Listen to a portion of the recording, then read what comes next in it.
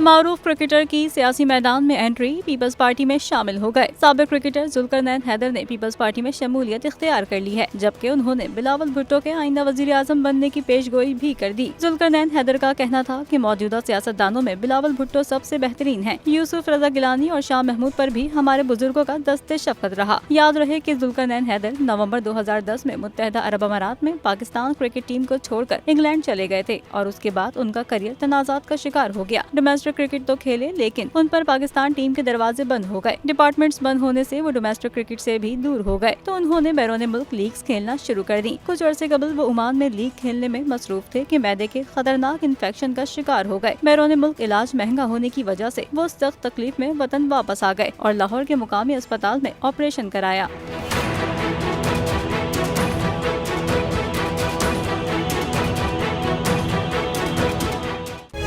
तारीख का अमीर,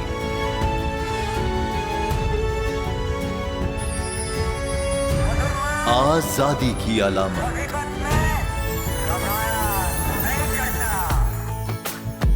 हुस्न का आईनादार, फिक्रो नजरिए की अक्कास, सरफराजी का गवाह, यानी हम सबका निगहबान पाकिस्तान। जिंदाबाद पाकिस्तान, पाकिस्तान। सब्सक्राइब करें और बेल दबाएं ताकि कोई खबर रह न जाए।